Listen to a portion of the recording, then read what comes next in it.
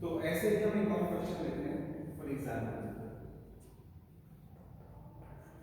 Suppose कीजिए limit x tending to 2 और मैंने लिखा x की power 4 minus 16 upon x minus 2, right. तो अगर हम देखें यहाँ पर x को 2 रखेंगे तो ये वैल्यू बनेगी 0 अपॉन 0 फॉर्म, क्योंकि आप x को जब 2 रखेंगे तो 2 की power 4 is 16 minus 16 is 0 and 2 minus 2 is 0। so in that case आप इसको पहले सिंपलीफाई कीजिए, तो इसको मैं लिख सकता हूँ एक्स स्क्वायर का स्क्वायर माइनस इसको लिख सकते हैं 2 स्क्वायर का square upon x minus 2। So this is nothing but limit x tending to 2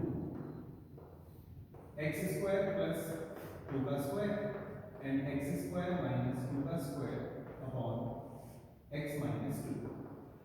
अब ये जो एक्स स्क्वायर माइनस 2 का स्क्वायर है इसको मैं लिख सकता हूँ limit x tending to 2 x square plus 4 times x plus 2 x minus 2 divided by x minus 2। ये कैंसिल हो जाता है, मैं एक्स को मैं 2 रखता हूँ यहाँ पे, सो दिस इज 2 का square plus 4 multiplied by 2 plus 2, so it is 8 multiplied by 4 that is 13। इसका आंसर इज 13, राइट। ओके, तो ये बात तो हो गई हमारी लिमिट को एक नॉर्मल वे में सॉल्व करना, अलजेब्राइक मेथड कहते हैं इसको। एक और मेथड है हमारे पास जिसको हम बोलते हैं एल हॉस्पिटल्स रूल। वो बहुत कारगर है, इवन जेई में जो सवाल आता है वो हम उसी से सॉल्व कर सकते हैं, बहुत इजीली सॉल्व हो जाता है। So L'Hospital's rule,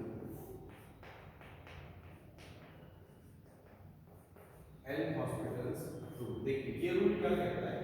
this rule says कि अगर कोई फंक्शन है if limit x tending to a fx upon gx becomes 0 upon 0 or infinity upon infinity form, then limit x tending to a fx upon gx will become limit x tending to a f dash x divided by g dash x। यानी आप numerator को numerator की जगह differentiate करेंगे और denominator को denominator की जगह डिफरेंशिएट करेंगे, और उनको अगर हम देखें वापस में फर्दर मान लीजिए ये 0.0 फॉर्म बन जाता है। इफ फर्दर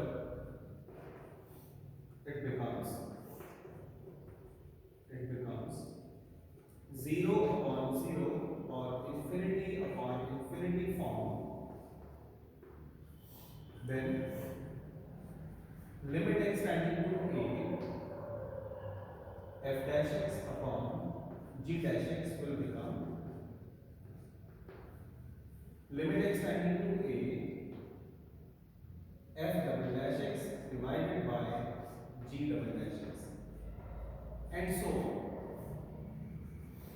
यानी अगर हम देखें कि फिर से 0.0 फॉर्म बन जाती है तो हम इसको दोबारा से डिफरेंशिएट कर सकते हैं like f triple dash x upon g triple dash x, right. तो ये लॉजिक है एल हॉस्पिटल्स रूल का। इसमें आपको न्यूमरेटर और डिनोमिनेटर को सेपरेटली डिफरेंशिएट करना है, ऊपर वाले को ऊपर डिफरेंशिएट करेंगे, नीचे वाले को नीचे डिफरेंशिएट करेंगे, और अगर वो 0.0 फॉर्म फिर से बनती है तो एक बार और डिफरेंशिएट करेंगे, राइट। चलिए इसको नोट कर लीजिए।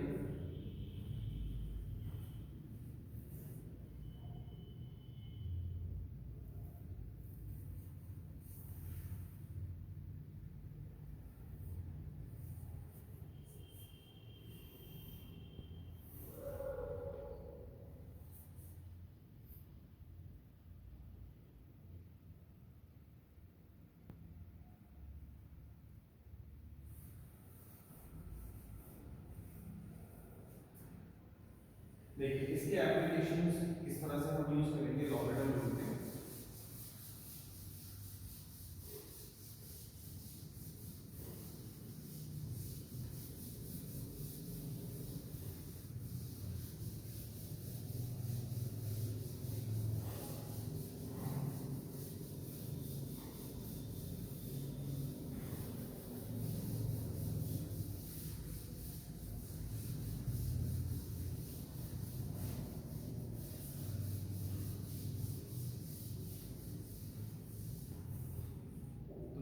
मैं एक काम करता हूँ, कुछ क्वेश्चन हम लोग यहाँ पे सॉल्व करते हैं।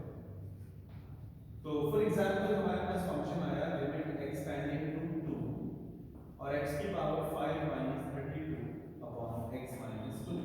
मुझे इस लिमिट को इवैल्यूएट करना है by using the L'Hôpital rule. तो अगर मैं देखूंगा x को 2 रखेंगे सो it will become 0 upon 0 form. अब क्योंकि ये 0 अपॉन 0 फॉर्म बन रही है, मैं इसको डिफरेंशिएट कर देता हूँ। So limit x tending to 2 d by dx of x की power 5 minus 32 divided by d by dx of x minus 2। तो न्यूमरेटर का डिफरेंशिएशन कितना होगा देखिए, इट विल बिकम 5x की पावर 4, इसका 0 हो जाएगा अपॉन x का हो जाएगा 1। अब x की वैल्यू तो रखेंगे यहाँ पे 5 टाइम्स 2 की power 4, that is 5 times 16 and this turns out to be 80। तो इसका आंसर 80 आएगा। ऐसे ही एक और क्वेश्चन लेते हैं। Limit x tending to 0 1 minus cos x divided by x square, right, इसकी वैल्यू निकालनी है। तो मैं क्या करूंगा, आप देखेंगे कि अगर आप x को 0 पुट करेंगे 1 minus cos 0 1 होता है, 1 minus 1 is 0 upon 0, so this is 0 upon 0 form। तो यहाँ पर मैं लॉपिटल लगाऊंगा लिमिट x टेंडिंग टू 0, 1 का डिफरेंशिएशन 0 लिखने की जरूरत नहीं है, माइनस cos x का differentiation will be sin x divided by 2x। आप देख सकते हैं ये भी 0 upon 0 फॉर्म बन गई है। तो मैं इसको एक बार और डिफरेंशिएट करूंगा, that is limit x tending to 0 sin x का derivative is cos x divided by 2, क्योंकि x का डेरिवेटिव 1 होता है। अगर x को 0 रखा जाएगा तो it will become cos 0 upon 2, cos 0 is 1, so this is 1 upon 2। तो मैं कुछ स्टैंडर्ड लिमिट्स यहाँ पे यूज करूंगा, उनको मैं लिख देता हूँ। स्टैंडर्ड लिमिट्स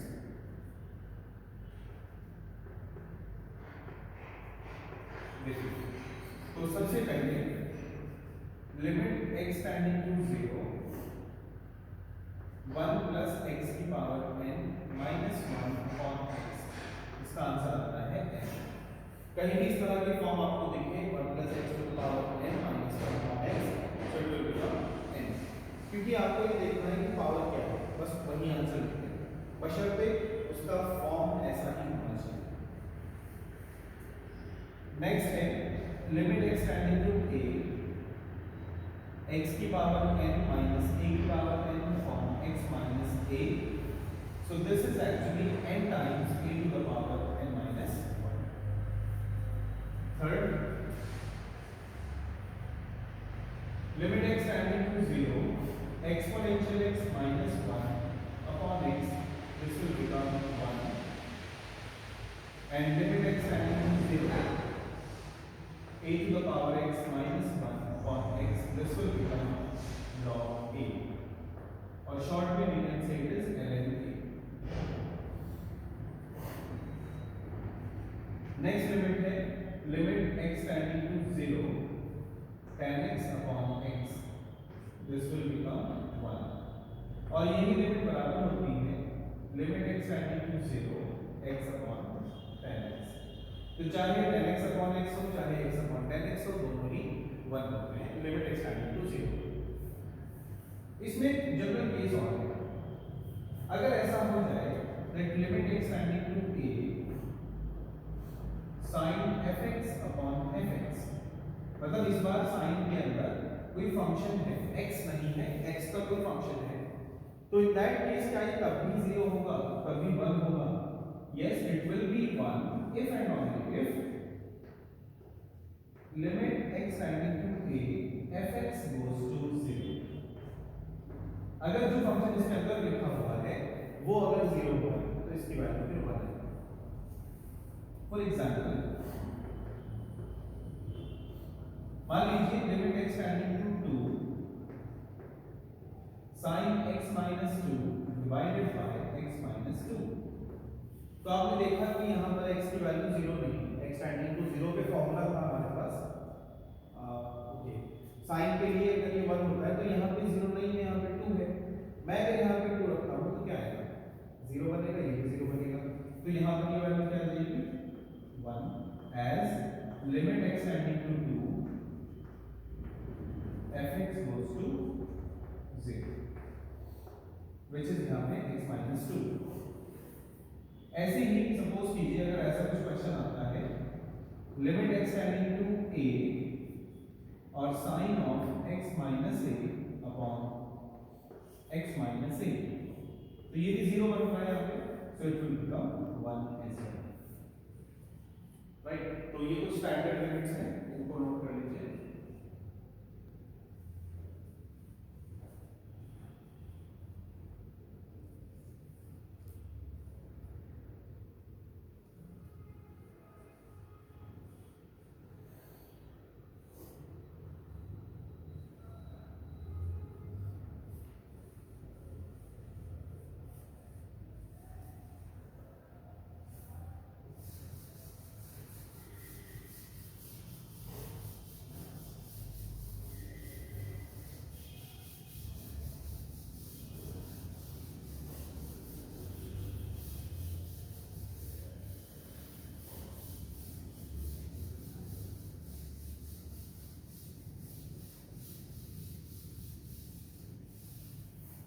देखिए अब इसमें बात करते हैं कुछ अलग तरह के लिमिट की। तो ऐसे कुछ क्वेश्चन होते हैं, limit x tending to a 1 plus fx to the power gx, है ना। इसमें क्या होता है कि अगर ऐसा कुछ दिया है कि f a का वैल्यू तो जा रहा है 0 की तरफ और g a यानी x की वैल्यू a रखने पर यहाँ पर ये जा रहा है इंफिनिटी को। So the form, the given form becomes 1 to the power infinity form। अब ये 1 की पावर infinity form बन रही है। इन दैट केस हम इसको टैकल कैसे करेंगे, तो इसको टैकल करने का तरीका है लेबनीज थ्योरम कहते हैं इसको, 1 plus fx to the power gx, this will become e to the power limit x tending to a fx multiplied by gx, right. तो बेसिकली ये हम कॉन्सेप्ट यूज करेंगे, इसको बोलते हैं Newton Leibniz theorem.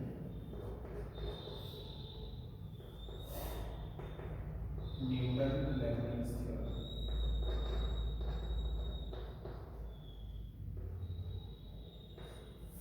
Okay. For example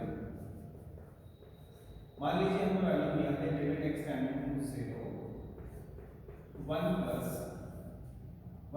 2x की power 1 bye x।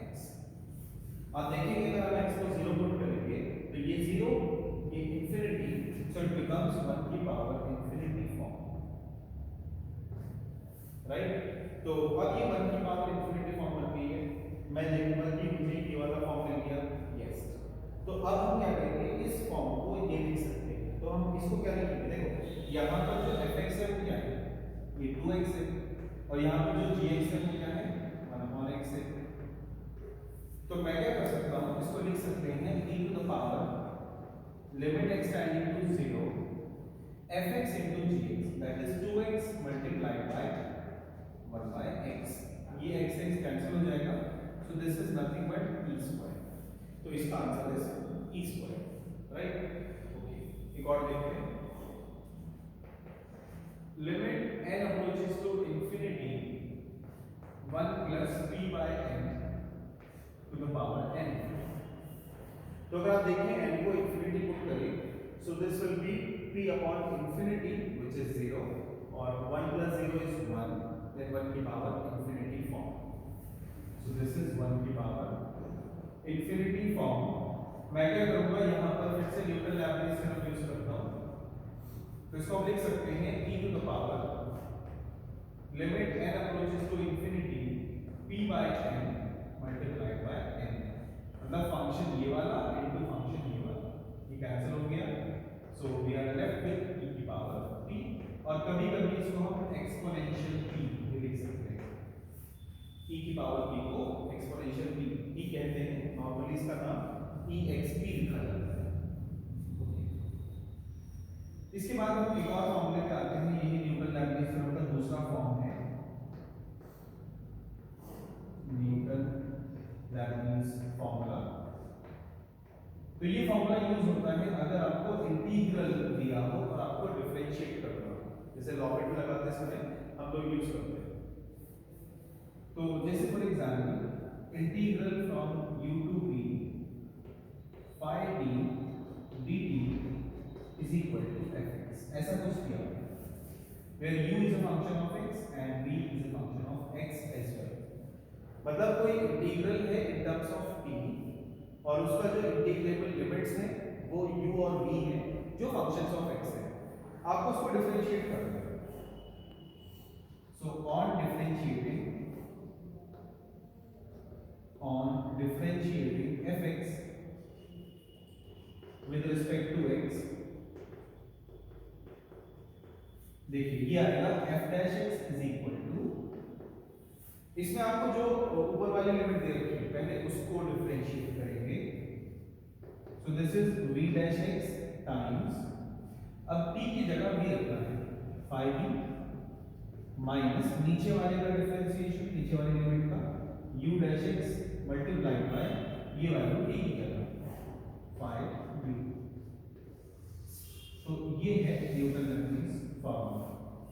यानी अगर आपको लिमिट दे रखी हो u से v और फंक्शन जो है वो fx दिया हो, आपको इसको डिफरेंशिएट करना है बाय यूजिंग दिस। तो इन दैट केस आप लिखेंगे ऊपर वाले का डिफरेंशिएशन टाइम्स ऊपर वाली वैल्यू t की जगह रखेंगे माइनस नीचे वाली लिमिट का डिफरेंशिएशन करेंगे और नीचे वाली वैल्यू t की जगह पर रखेंगे।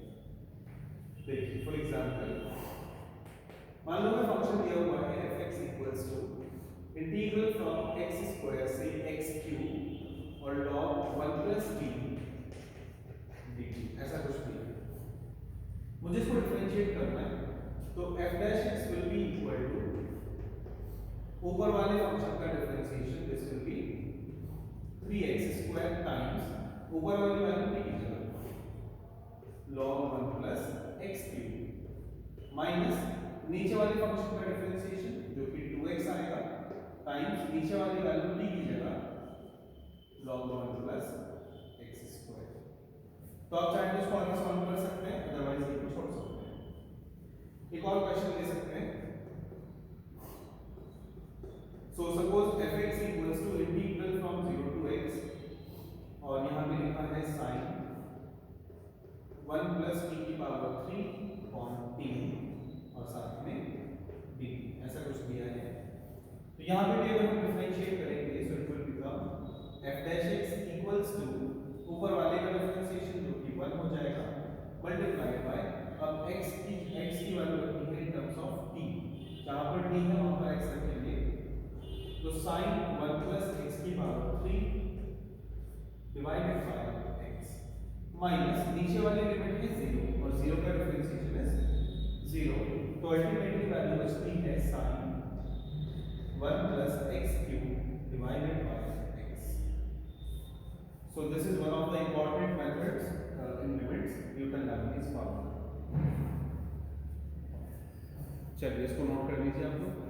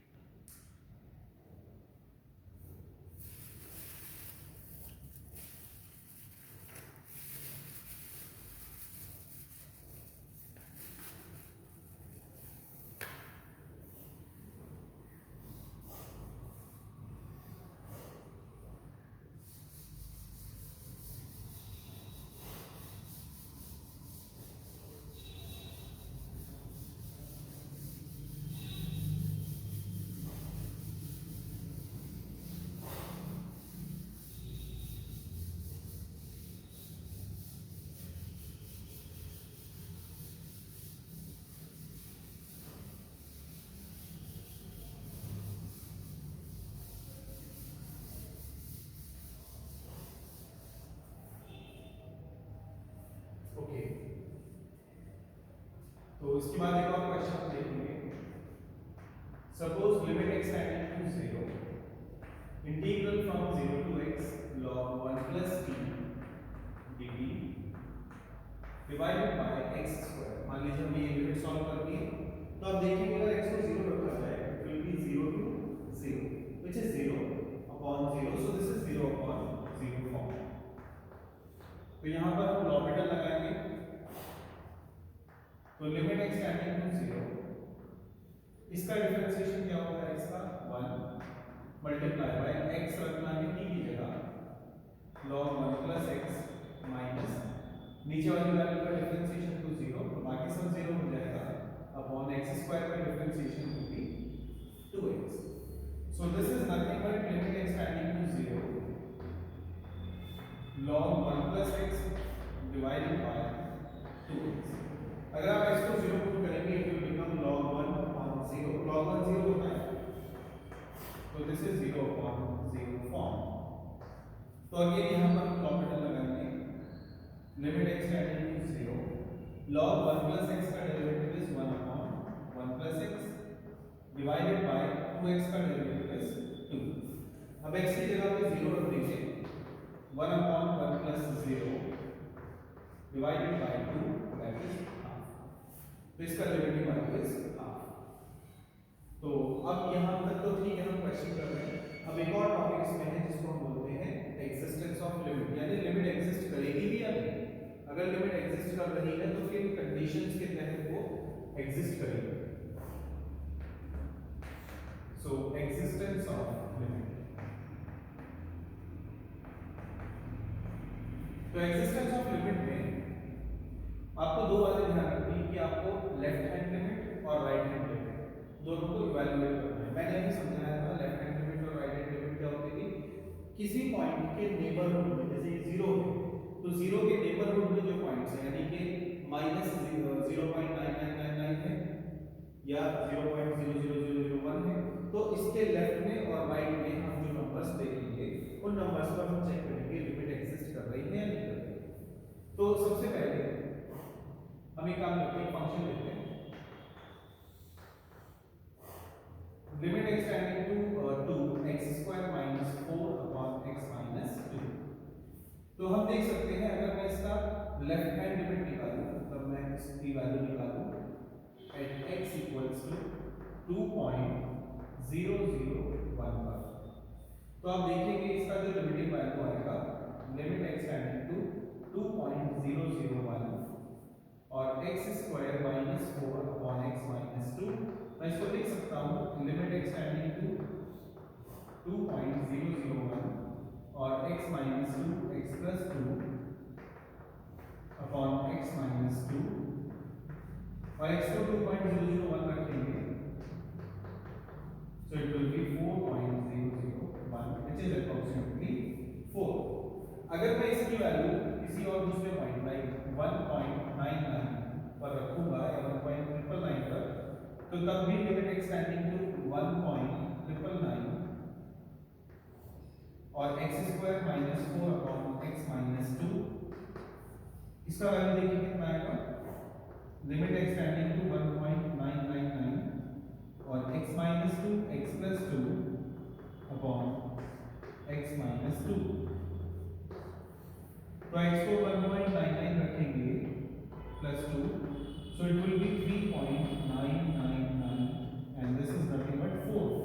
तो आपने देखा इसके लेफ्ट में राइट में, ये राइट वाली वैल्यू है, ये लेफ्ट वाली वैल्यू है, दोनों पर ये वैल्यू सेम आ रही है, 4 आ रही है। तो हम कह सकते हैं कि limit x tending to a fx exists if and only if its LHS is equal to RHS। Left hand limit और राइट हैंड लिमिट, यानी फंक्शन के थोड़ा सा लेफ्ट में और फंक्शन के थोड़ा सा राइट में, उसके नेबरहुड में वैल्यू सेम आनी चाहिए। अब ये LHS RHS आपको निकालनी कैसे है, अब बार-बार तो की वैल्यू नहीं रखेंगे ना, 2.001 2.00001, वो बहुत लेंथी प्रोसेस हो जाएगा। तो हमने इसके लिए जनरलाइजेशन कर लिया, वो ये है कि जब आपको LHS निकालना है तो आप क्या करेंगे, यानी आपको पुट कर देना है x को a माइनस h। अब जब x a को अप्रोच करेगा तो h 0 को अप्रोच करेगा। अब x की जगह a रखो तो आप देखोगे h का वैल्यू 0 को अप्रोच कर रहा है। So this limit x tending to a negative fx will be equal to limit h tending to 0 f of a minus h। ऐसे ही इसका RHL है, RHL के लिए क्या करेंगे, put x equals to a plus h। तो जब x का वैल्यू a को अप्रोच करेगा तो h का वैल्यू 0 को अप्रोच करेगा। So in that case we write limit x tending to a positive fx which is equal to limit h tending to 0 f of a plus h। तो अब ऐसा होगा, if the limit exists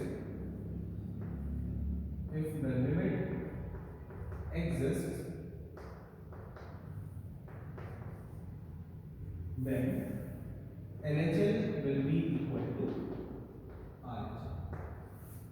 तो बस limit exist करने के लिए आपको क्या करना है, LHL और RHL को इवैल्यूएट करना है और ये चेक करना है कि वो दोनों सेम आते हैं या नहीं आते हैं, राइट।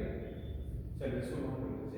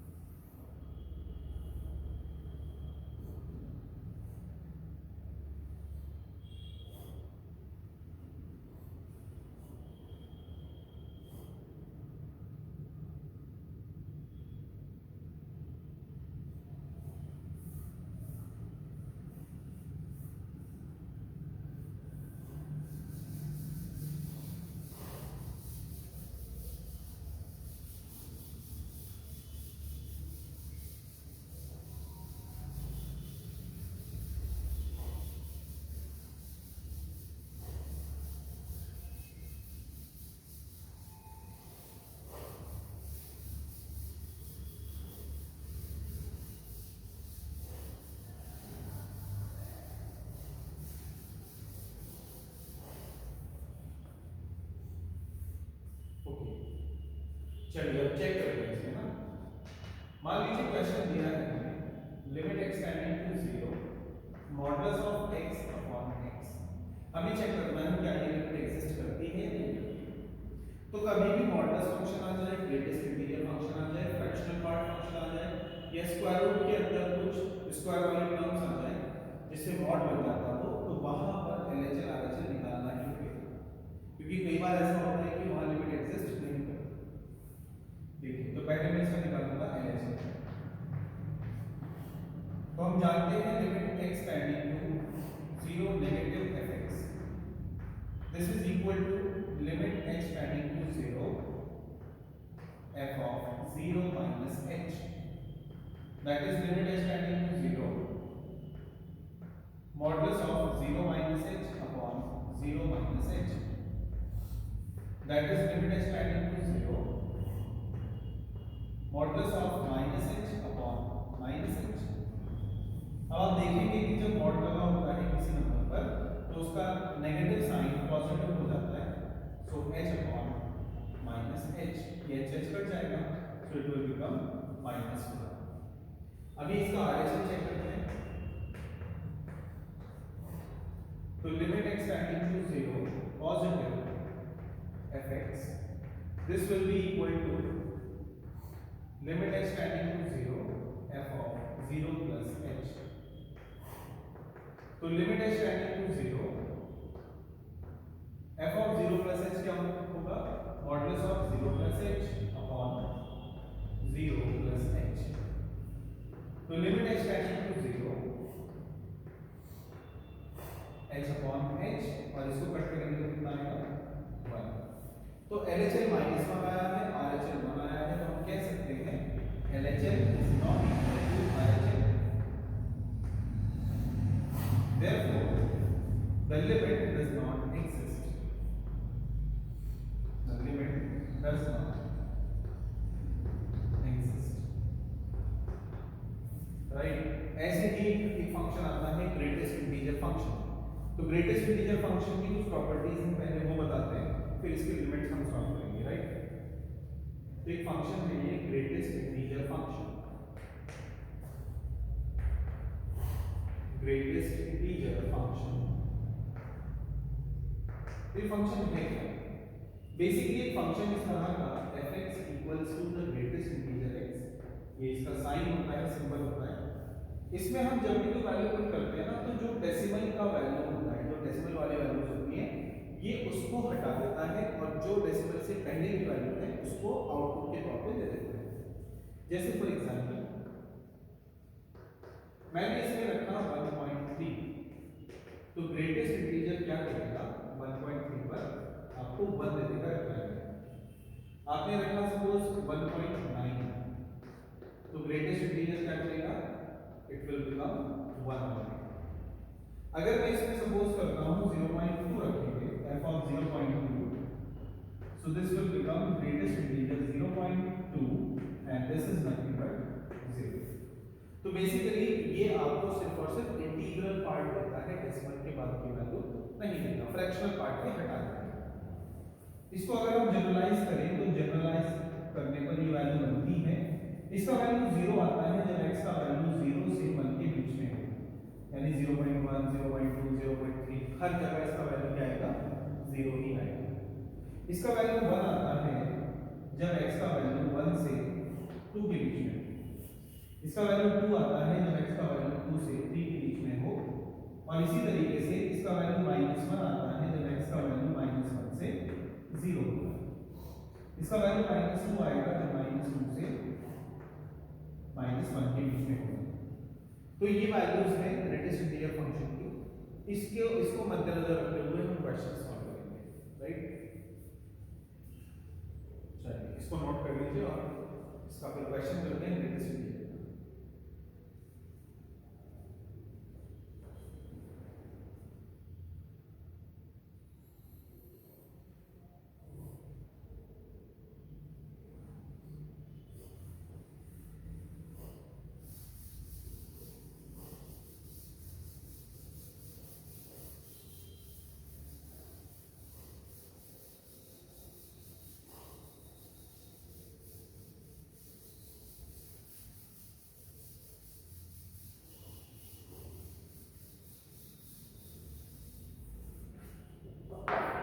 चलिए तो आपसे क्वेश्चन में कहा जाएगा कि limit x tending to 0 greatest integer x, इसको चेक कीजिए क्या ये लिमिट एग्जिस्ट करेगी 0 पर, चेक करते हैं। तो बेसिकली पहले इसका LHS निकालते हैं। तो LHS क्या होगा, limit x tending to 0 negative fx, that is limit x tending to 0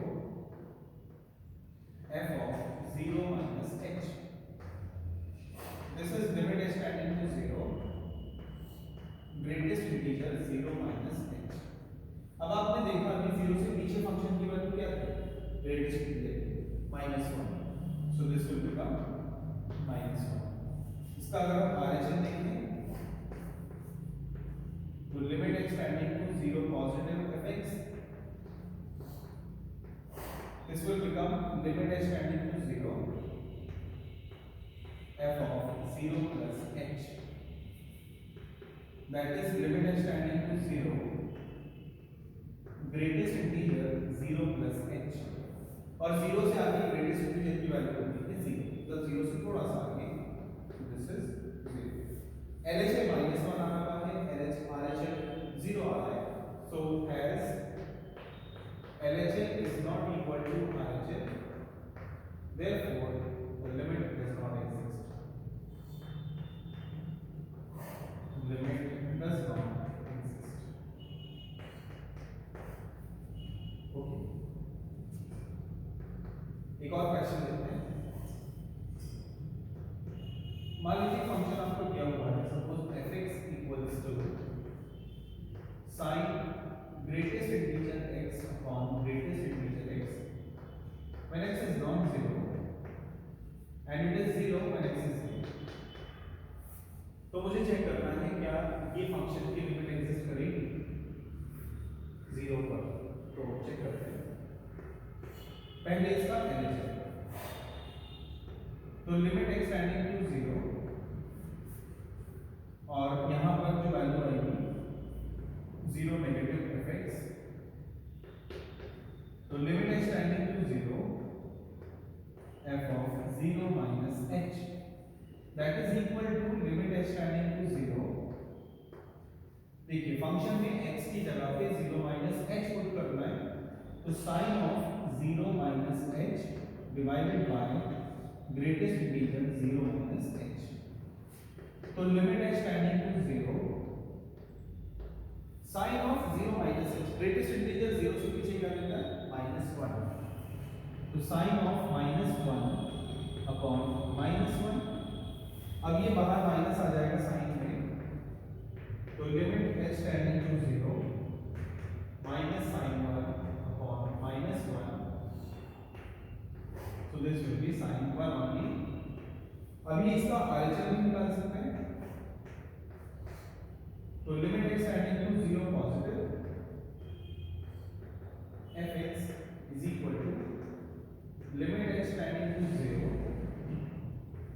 f of 0 plus h, that is equal to limit x tending to 0 और ग्रेटेस्ट इंटीजर में वैल्यू रखनी है sin 0 plus h upon 0 plus h का greatest integer. अब आपने देखा जब 0 से आगे की वैल्यू रखोगे तो ये 0 हो जाएगा, सो दैट विल बिकम 0, क्योंकि sin ग्रेटेस्ट इंटीजर 0 रखेंगे तो sin 0 0 होता है। अब ये जो वैल्यू आई है ये sin 1 था, ये 0 था, तो आप कह सकते हो LHL is not equal to RHL, therefore limit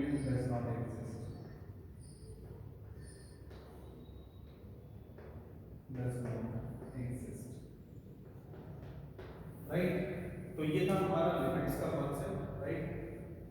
तो नेक्स्ट क्लास में हम और इसके क्वेश्चंस करेंगे और फिर हम उसमें कंटिन्यूटी और डिफरेंशिएबिलिटी को भी ऐड करेंगे, क्योंकि जो क्वेश्चन आएगा जेईई में वो लिमिट्स, कंटिन्यूटी और डिफरेंशिएबिलिटी को मिक्स करके क्वेश्चन होता है, राइट।